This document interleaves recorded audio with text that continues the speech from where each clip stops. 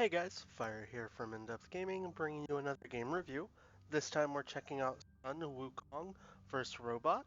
This game is developed by Bitka Games and published by Radalaka Games, and released on June 11th, 2021 for a price of $4.99.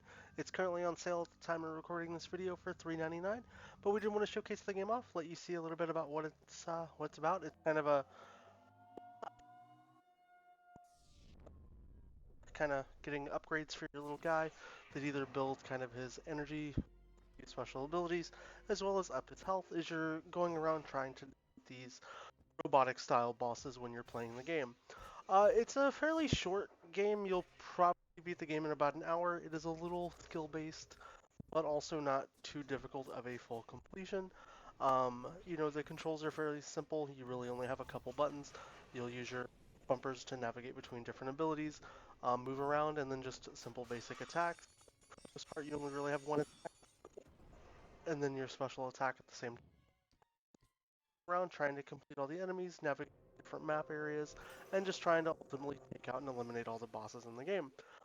It's nothing that's too overly difficult, but it's definitely an enjoyable platformer to play if you're looking for something that's a little different than some of the normal ones. I definitely like how the game will start off giving you a challenging experience, whereas if you die, you go back to a certain checkpoint. There's no like save systems at any point in the game. You have to save points in the game, and if you die even after boss fights, and there wasn't a save point before the boss fight, you will absolutely have to refight that entire boss experience. So it's definitely very interesting. As well as you'll have different points in the game where you can gain experience, buy different little items and unlockables while you're playing, and it just kind of is a neat little playthrough session.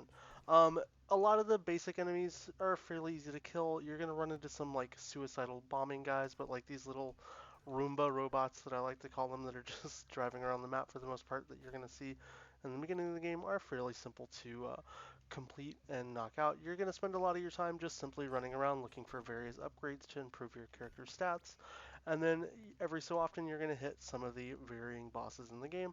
And what's cool is some of the bosses will actually have almost companion-like guys that play along with them, so it is kind of a neat experience to see a wide variety of just different things that the bosses and enemies do in the game when you're playing, as well as this kind of teleporting-esque mechanic.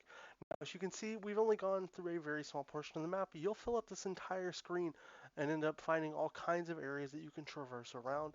And while you're playing, you're going to be grabbing just a wide variety of upgrades and pickups. You'll find things like these giant little big pills, things that I like to call them, that'll actually unlock your kind of special abilities, which you'll then get to use with your B button to kind of shoot, and it's what kind of spends that blue energy that you're kind of collecting while playing. And that's kind of the gist of the game. You're going to be running around killing enemies, looking for bosses, and then just proceeding from one point to the other in the game as you're progressing through. Now, the point you see me here in the game, this is kind of one of the areas in the game where if you do want to take some time and farm up some experience, you can actually run to this save station. It's early on in the game. This is one of those points where you have to save. Every time you save, it is going to re-up your health, but it's also going to make you have to re-kill any bosses anytime you walk in and out of any type of room.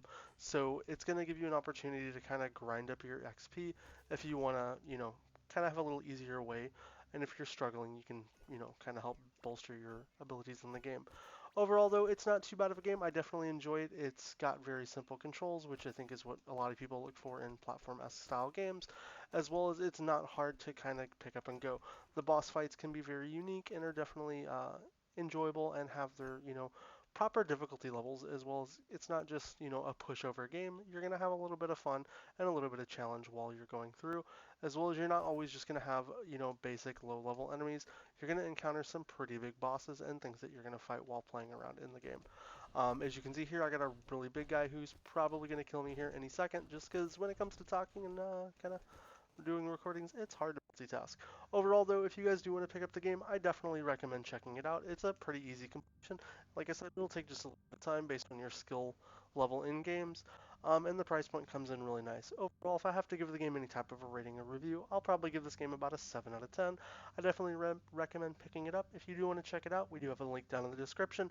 If you have any questions about the game, as always, let us know down in the comments. I hope you all, if you haven't already, please consider subscribing to the channel, and I hope you have a great rest of your day. We'll catch you next time.